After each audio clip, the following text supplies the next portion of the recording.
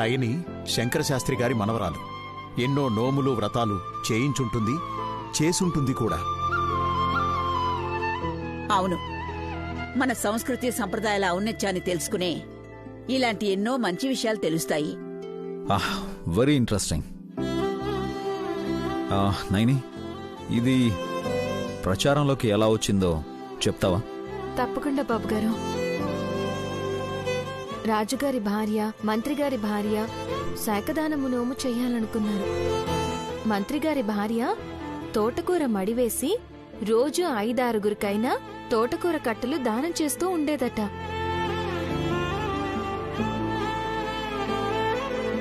రాజుగారి భార్య ఏమో అన్నీ ఒకేసారి ఇద్దాంలే అని నిర్లక్ష్యం చేసింది. అప్పట్నుంచి ఆవిడికి కష్టాలు నష్టాలు ఎక్కువయ్యాయి. అప్పుడు పార్వతీదేవి ప్రత్యక్షమయ్యి, నువ్వు శాఖదానము నోము చేయనందుకే ఈ బాధలు అనగానే అమ్మవారికి సాష్టాంగ నమస్కారం చేసి మంత్రిగారి భార్య చేసినట్టు తోటకూర కట్టలిచ్చి బాధలు పోగొట్టుకుందా? అవునమ్మగారు. ఏడ్చినట్టుంది. అసలు ఆ ఏడుపు కూడా ఉండదు అంటుంది. నీకు అర్థం కావట్లేదు దుర్ద పిన్ని, నేను చెప్పనా? తోటకూర కట్టలిస్తే కష్టాలన్నీ పోతాయా? సిల్లీగా లేదు. Jasmine, for your kind information, ఎంత గొప్ప వస్తువు ఇస్తున్నావు అనేది ముఖ్యం కాదు.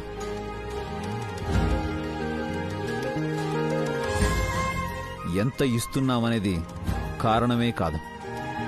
చిన్నదైనా కొంచెమైనా ఇచ్చేటప్పుడు మనసులో ఉండే భావనకి, I mean feelings very important.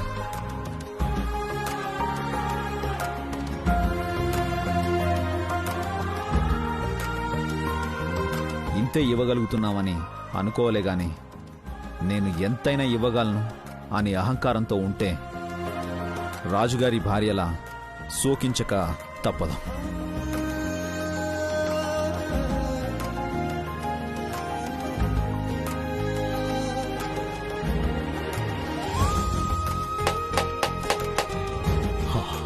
చాలా బాగా చెప్పావు విశాల్. మనకెన్ని కోట్ల ఆస్తి ఉన్నా ఎందుకో ఏదో ఒక కష్టమో నష్టమో వస్తుందంటే ఏ జన్మలోనూ పుణ్యకార్యాల విషయంలో నిర్లక్ష్యం చేసే ఉంటాం. అమ్మా నైని, నువ్వు ఈ ఇంటికి మంచి చేయాలనుకుంటున్నావు. ఆలోచించకు, చేసే. ఇచ్చేసే. కొంగు పట్టవే దురందరా. No no no no, I don't like it. వీపు విమానం మొత్తం మోగుతుంది. అమ్మవారి పూజ చేసి ఇస్తున్నదాన్ని కాదంటావా? తీసుకో. What is this mom? అత్తయ్య, తీసుకోండి.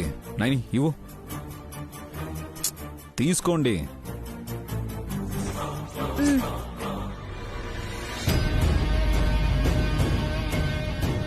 ఖచ్చితంగా ఇది నాకు ముష్టి వేసినట్టే వేస్తుంది.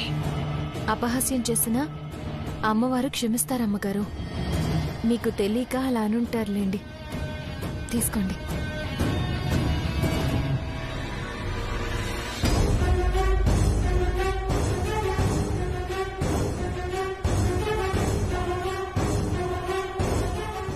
చేతికివ్వు చాలు.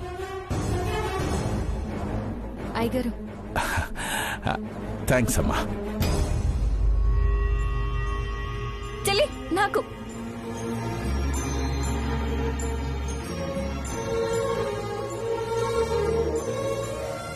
అయ్యగారు.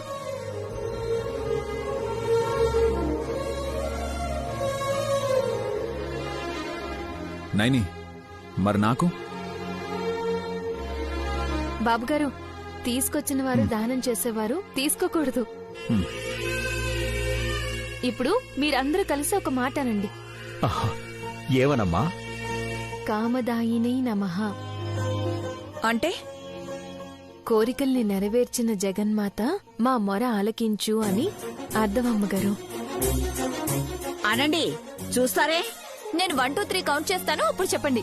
రెడీ? 1 2 3. కామదాయినై నమః, కామదాయినై నమః, కామదాయినై నమః, కామదాయినై నమః, కామదాయినై నమః, కామదాయినై నమః, కామదాయినై నమః, కామదాయినై నమః. పొద్దున్నే పాఠాలు చెప్పించుకున్నట్టయింది. పొదండి, ఇంకేముంది నా తోటకూర.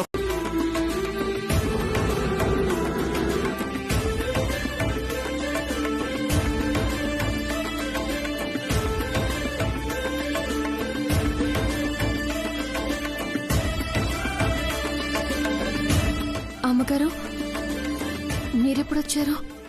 కాలు కడుక్కోడానికి నీళ్లు తీసుకొస్తావా ఏంటి? త్వరగా మాట్లాడు నైని. పర్వాలేదు శివ, నేను మీ ఇద్దరికీ తప్పిస్తే వేరెవ్వరికీ కనపడను కదా. మీరు కనిపించరు గాని నైని అందరికీ కనబడుతుంది కదా అమ్మగారు.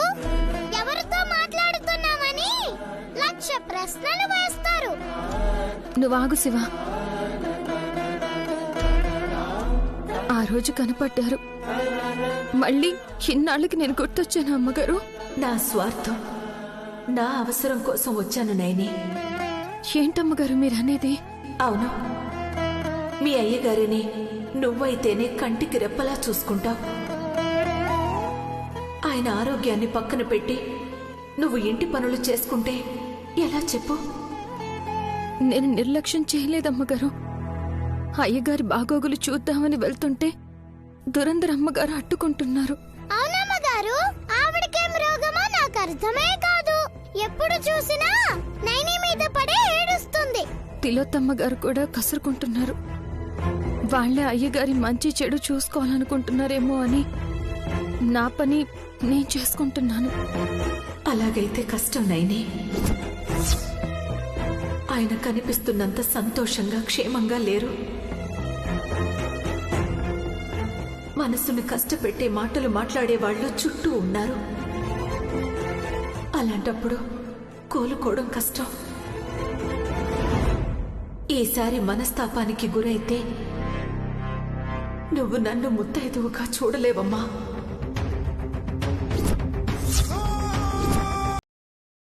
అయ్యో, దయచేసి అలా మాట్లాడకండి అమ్మగారు. అయ్యగారికి ఏం కాదు. ఇప్పుడే నేను వెళ్ళి బాబుగారితో మాట్లాడతాను. అయ్యగారు నిండు 100 ఏళ్ళు ఆయుర ఆరోగ్యాలతో ఉండాలంటే ఏం చెయ్యాలో అడుగుతాను. మీరు ధైర్యంగా ఉండండి. చూసారా అమ్మగారు, ప్రాణం లేని మీకోసం నైని ఎంత తప్పిస్తుందో. అందుకే శివ, నైని అంటే నాకంత ప్రాణం.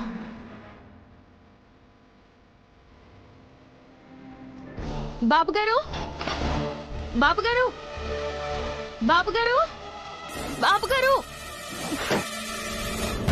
బాబుగారు, బాబుగారు. నైని, ఏమైంది? ఎందుకంత కంగారు పడుతున్నావు? ఆలస్యం అయిపోతుంది బాబుగారు. మంచిది కాదు. ఆరోగ్యం బాగుంటే అంత బాగున్నట్టే. ఇప్పుడు ఎవరికి ఏమైంది నైని? ఉండు, నువ్వు టెన్షన్ పడకు. ఫస్ట్ రిలాక్స్ అవ్వు, రిలాక్స్ ప్లీజ్. ఇదిగో చూడు, నన్ను చూడు. నువ్వేం చెప్పాలనుకుంటున్నావో టెన్షన్ పడకుండా చెప్పు. అర్జెంట్ ఏం లేదు. రిలాక్స్. బాబుగారు, ఇంట్లో ఎవరు చూసుకున్నా చూసుకోకపోయినా అయ్యగారిని అయితే నేను కంటికి రెప్పలా కాపాడుకోవాలి. కానీ నన్ను ఎవరు ఏ పని చేయనివ్వట్లేదు. ఎవరినైనా? దురంద్రమ్మగారు కావచ్చు, ఇంకెవరైనా కావచ్చు. నేను నిర్లక్ష్యం చేస్తున్నానని గాయత్రి అమ్మగారు పొరపాటు పడుతున్నారు.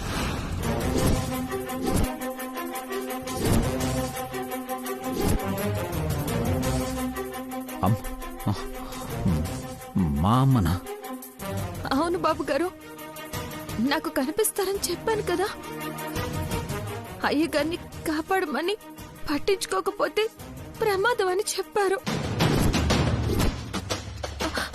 బాబుగారు, నన్ను మీరు పిచ్చితన్ని అనుకున్నా పర్వాలేదు. కాపాడాలన్నా నా పిచ్చి ప్రయత్నమే ప్రాణం పోస్తుందని నాకు తెలుసు. ఆ విశాలాక్షమ్మ తల్లి దయతో నేను ఎంతవరకైనా పోరాడతాను బాబుగారు. మీరు కొంచెం సహాయం చేయండి. మీ నాన్నగారిని కాపాడుకోవడానికి నేను చెప్పినట్టు చేయండి. ఈ ఒక్కసారికి నా మాట వినండి. అలాగే, నువ్వు టెన్షన్ పడకు. ఏం చేద్దామో నువ్వే చెప్పు.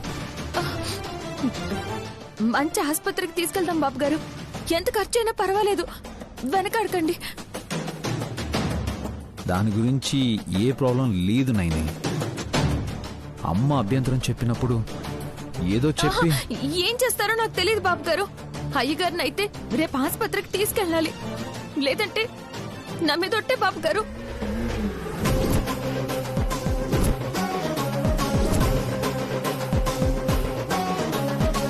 అంటే నైనీని మళ్ళీ అరెస్ట్ చేస్తారని బావగారు కంగారు పడుతున్నట్టున్నారు.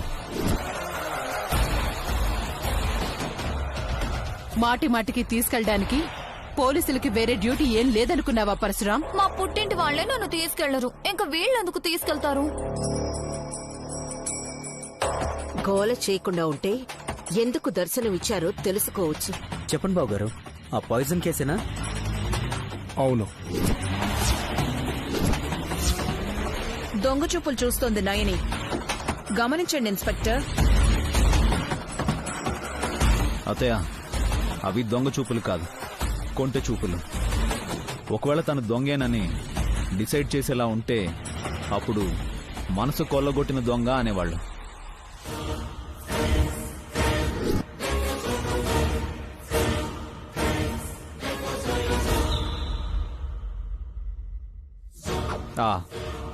ఐ మీన్ అందరి అభిమానాన్ని నైని దోచుకుంటుంది కదా.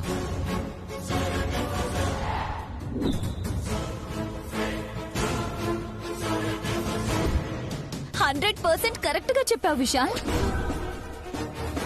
నువ్వలా అనగానే మా తోడి కోడలి చెంపలు ఆపిల్ పండులా ఎర్రబడ్డాయి చూడు.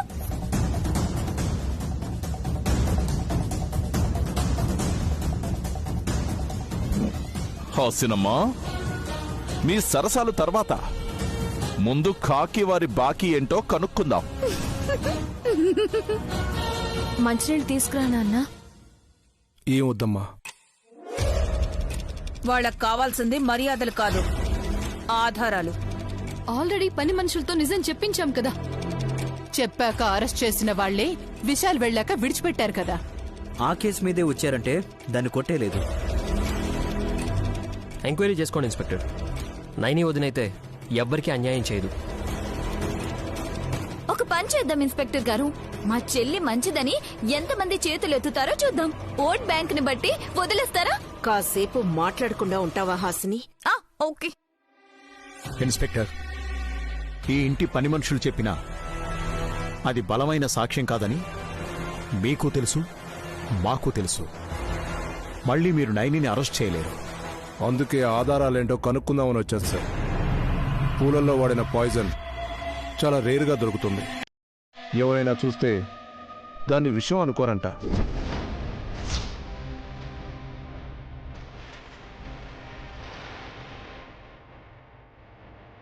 లేడీస్ మేకప్ కోసం వాడే వాటిలానే ఉంటుందని ఫోరెన్సిక్ ల్యాబ్ అతను చెప్పాడు.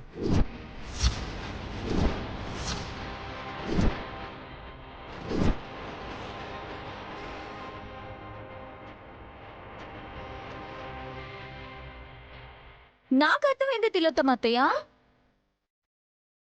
నీకెవ్వరికీ అర్థం కానప్పుడు నేనే మాట్లాడాలి. నెయిల్ పాలిష్ కూడా విషమే అంట కదా. దాన్ని పాలల్లో కలిపి మింగేసినా భజగోవిందం అనేస్తారంట కదా. పేపర్లో చదివాను. ఈసారి నువ్వు ట్రై చేయి. కల్పిస్తాను, మీరు తాగుతారా? అమ్మా, నీ నోటికొక దండం, కొంచెం ఆగుతావా? అంటే ఏదైనా సరే మనసులో దాచుకోరాదని వెంటనే చెప్పేశాను బాబాయ్. అయ్యో. ఇన్స్పెక్టర్ సార్, మీరు ఎంక్వైరీ చేసుకోండి. మీ ఇంట్లో మేకప్ వేసుకునే ఆడవాళ్ళు ఎంతమంది?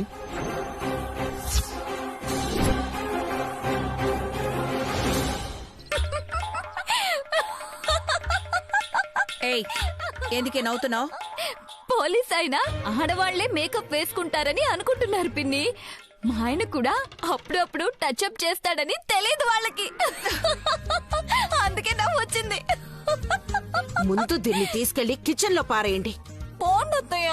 అక్క, పోలీసుల ముందు దౌర్జన్యం చేస్తే కేసు అవుతుంది. థ్యాంక్స్ ఫర్ సపోర్ట్ చిన్నత్తయ్య. ఇన్స్పెక్టర్ గారు, ఆడవాళ్లకి అలంకరణ చేసుకోవడం అంటే ఇష్టం కదండి. ఫంక్షన్లు వస్తే మా అక్క, అహల్యక్క, దురంధరొదిన రంగులద్దడం మామూలే. ఇక మిగతా వాళ్ళు రెగ్యులర్గా బ్రష్ కొడుతూనే ఉంటారు. అందులో నైని మినహాయింపు మామయ్య. తను మేకప్ వేసుకోదు. వేసుకున్నట్టుందే, అది తన మొహంలో ఉండే కళ. ద ఫేమస్ లాయర్ నరసింహారావు గారికి నమస్కారం. నమస్తే పరశురాం. చాలా ఏళ్ల తర్వాత కలిశారు. ఏం తీసుకుంటారు? ఇలా మా బావ జగదీష్ గారు అడిగితే ఆస్తి తీసుకుంటామని టకీమని సమాధానం చెప్పుండేవాళ్ళం లాయర్ గారు. ఆయనేమో అడగడు, మాకు ఇవ్వడు. ఆఫర్ ఇవ్వని వాడు సఫర్ అవ్వకుండా ఆస్తిని ఎలా తీసుకోవచ్చో కాస్త సెలవిస్తారని నేను మా అక్క ఆజ్ఞతో మీ ముందు వాలాను సార్. జగదీష్ గారు ఆస్తుల విషయంలో రాసిన కండిషన్స్ మీకు తెలిసే ఉంటాయి. అలాంటప్పుడు ఆస్తి మీకెలా వస్తుందని మీరు ఎక్స్పెక్ట్ చేస్తున్నారు? ఒక్క నిమిషం సార్. మా అక్కతో మాట్లాడండి. తన గొంతెమ్మ కోరికలేంటో మీకే తెలిసిపోతుంది.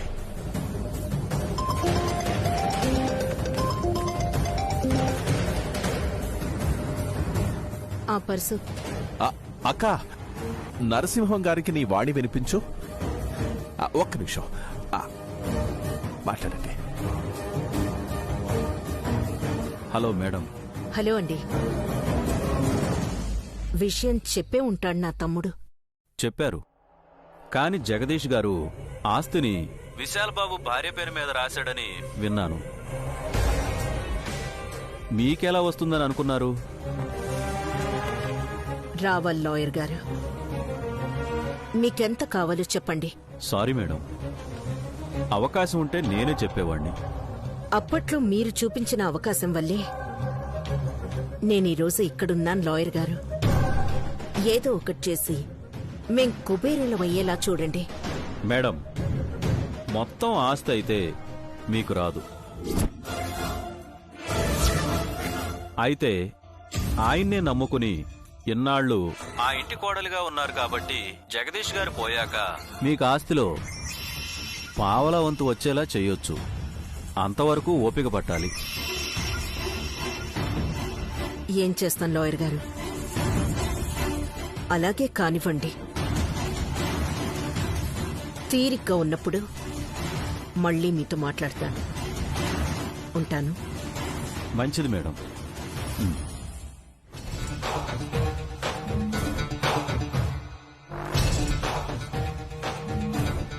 అర్థమైంది సార్. మా బావ చావాలి, అంతే కదా? బావల వంతన్నా రమారమి 100 కోట్లు చాలు కదండి. సర్లేండి, మీరు పంపకాలప్పుడు వద్దురు గాని. మరో నమస్కారం. వస్తాను సార్. ఎవరైనా కాలధర్మంతో వెళ్లిపోవాలనుకుంటారు, కాని వీళ్ళు అకాల మృత్యువును రప్పించేలా ఉన్నారు. జగదీష్ గారికి ఫోన్ చేసి జాగ్రత్తగా ఉండమని చెప్పాలి. జగదీష్ వర్మ ఆరోగ్యాన్ని తన కర్మకే వదిలేస్తాడు. తను తేలిగ్గా తీసుకుంటే నాకే వస్తుంది. ఆయన సడన్ గా చచ్చినా సరే 500 కోట్ల ఆస్తిలో 5వ వంతైనా రావాలి. పరసు వల్లభ లాయర్తో మాట్లాడి డీల్ కుదుర్చుకుంటే ఈ పని అయిపోయినట్టే.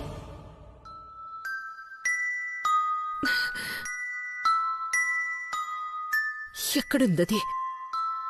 నన్ను వెంటాడుతున్నా ఆ గతం తాలూకు సవ్వడి ఎక్కడి నుండొస్తోంది?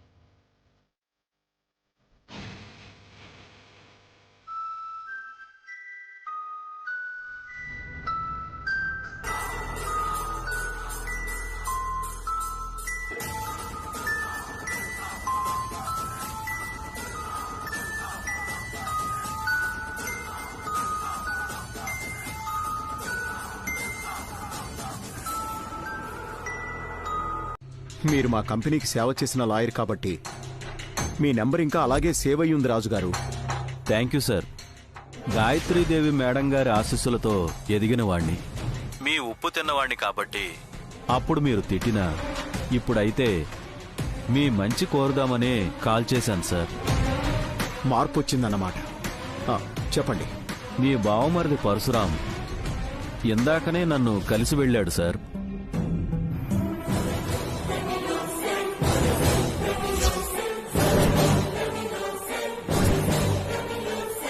ఆఫర్ ఇవ్వని వాడు సఫర్ అవ్వకుండా ఆస్తిని ఎలా తీసుకోవచ్చో కాస్త సెలవిస్తారని నేను మా అక్క ఆజ్ఞతో మీ ముందు వాలాను సార్. అప్పట్లో మిమ్మల్ని మోసం చేశానన్న పశ్చాత్తాపంతో ఇన్నాళ్లు బాధపడ్డాను. ఆ పాపం కాస్తైనా కడిగేయాలని ఈ విషయం చెప్తున్నాను. Take care sir.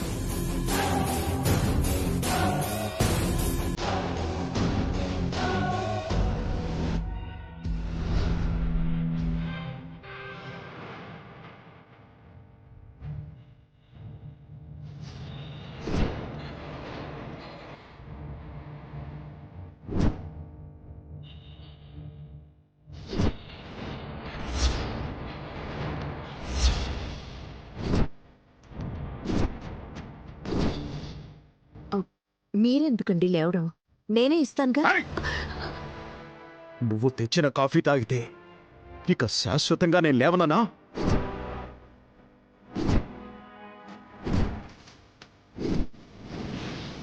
ఏంటండి అలా మాట్లాడుతున్నారు? దూరంగా జరుగు. నువ్వు నాకు ఇచ్చావంటే దాన్ని నీ మొహం మీద కొట్టేసేలా ఉన్నాను. Get out. ఏమైందండి? లాయర్ నరసింహరాజు ఫోన్ చేశారు.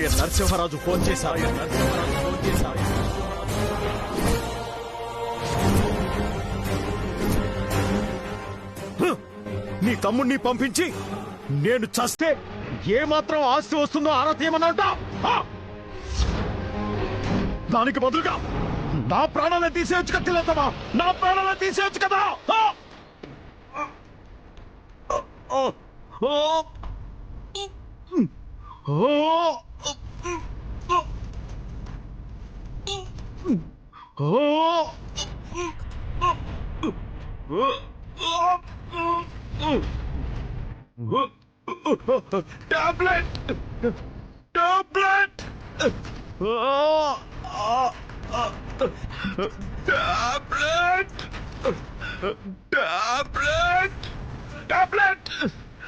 ఎక్కడుందండి? ఎక్కడుంది టాబ్లెట్? టాబ్లెట్ ఎక్కడుంది? అయ్యో, మీరెందుకండి? నేను వెళ్ళి తీసుకొస్తాను. మీరు ఉండండి.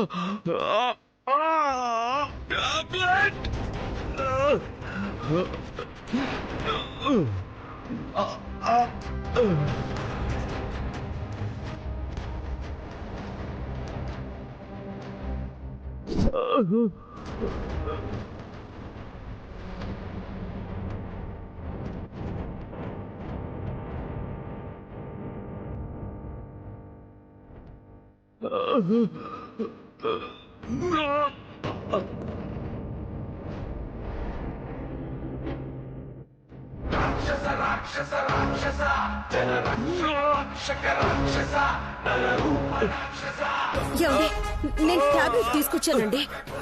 తీసుకోండి. ఈ మందులు వేసుకుంటే మీ ప్రాణాలు నిలబడతాయి కదా. తీసుకోండి.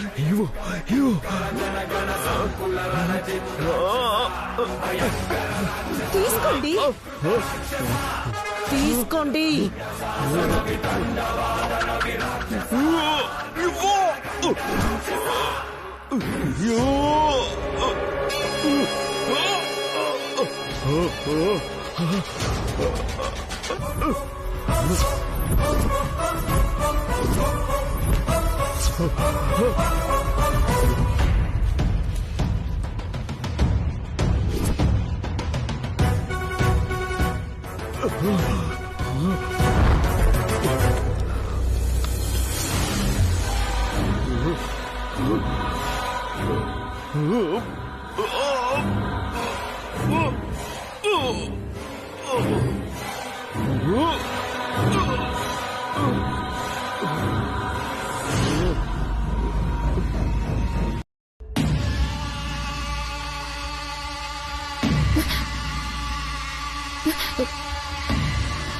ఆంటీ తప్పకోండి.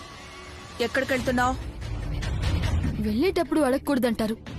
హాస్పిటల్కి వెళ్తున్నావంటే ఇంకో మాట కూడా అడగను. లేదాంటీ, నా ఫ్రెండ్ ఇండియాకి వస్తోంది. ఎయిర్పోర్ట్కి వెళ్ళి రిసీవ్ చేసుకోవాలి. అట్నుంచి అటే మీ ఇంటికి వెళ్ళిపో. మళ్ళీ ఇంటికి కూడా రాకు. అదేంటి అలా అంటున్నారు? ఎస్, నీ కాబోయే మావగారు అంటే మా అన్నయ్య జగదీష్ గారికి హార్ట్ అటాక్ వచ్చి హాస్పిటల్లో అడ్మిట్ అయితే నువ్వక్కడికి రాకుండా నీ ఫ్రెండ్కి బొకే ఇవ్వడానికి వెళ్తే విశాల్ని పెళ్లి చేసుకోవాలన్న నీ ఆశకి పెద్ద హోల్ పడినట్టే. అలా ఎలా? అంతే కదా. తండ్రికి అలా అయిందన్న బాధలో ఉన్న విశాల్ పక్కన నువ్వు నిలబడి ధైర్యం చెప్తే ఓదార్పుగా ఉంటుంది. ఎవరికి ఏం జరిగితే నాకేంటి అని నువ్వు లైట్ తీసుకుంటే నువ్వు ఇంటి కోడలివి అయితే ఏంటి కాకపోతే ఏంటని మా మామ్ వాళ్ళు కూడా నిన్ను లైట్ గానే తీసుకుంటారు. ఆంటీ, నేను ఒక అరగంట లేటుగా వచ్చి జాయిన్ అవుతాను. ఈ లోపు నైని అందరి దగ్గర మార్కులు కొట్టేస్తుంది. నువ్వు లేటుగా వస్తే నెల తర్వాత వాళ్ల శోభనానికి ఫ్లవర్స్ తీసుకొచ్చే కాంట్రాక్ట్ నీకే అప్పచెప్తారు. హాస్పిటల్కి వెళ్దామా ఆంటీ? సరే, త్వరగా రా. హ్యాండ్ బ్యాగ్ లో ఉన్న పౌడర్ డబ్బా ఎవరికంట పడకుండా మేనేజ్ చేయాలి. ఛ!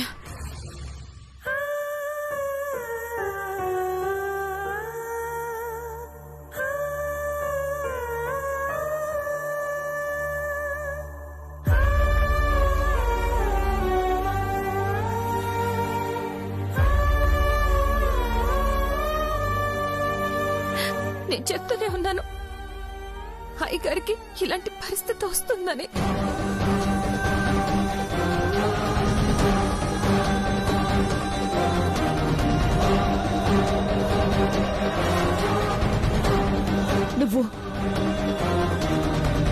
నువ్వు ముందే చెప్పావా నైని? అవును సబ్రి.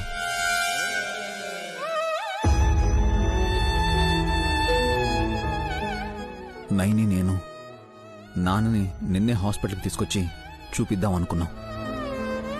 కానీ కానీ ఇంతలోనే ఇలా. నైని చెప్పాక ఒక్క నిమిషం ఆలస్యం చేసినా పర్యవసానం వేరుగా ఉంటుంది విశాల్.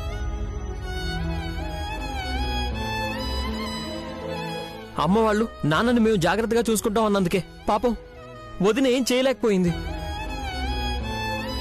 డాక్టర్లు కదా చూడాల్సింది, వాళ్ళకేం తెలుస్తుంది? విశాలక్ష్మి తల్లి, ఏం చేయబోతున్నావు నువ్వు?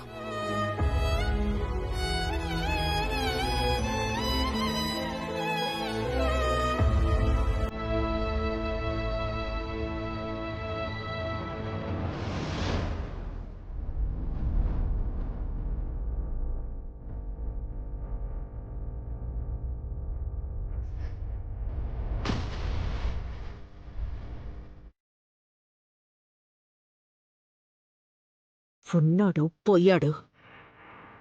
పోతూ పోతూ మాకేమైనా ఇచ్చిపోవాలి కదా. ఇప్పుడు ఏం చేయాలి?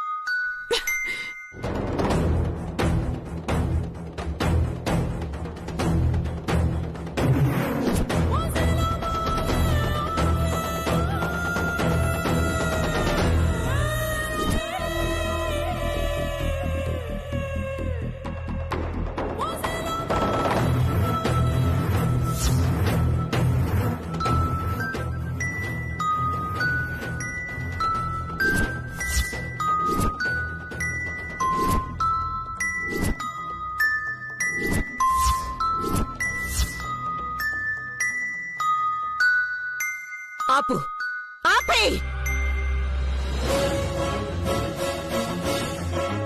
ఏమైందక్కా? నువ్వేనా ఆ మ్యూజిక్ వచ్చేలా ప్లే చేసింది? వచ్చేలా అంటే అదే మ్యూజిక్.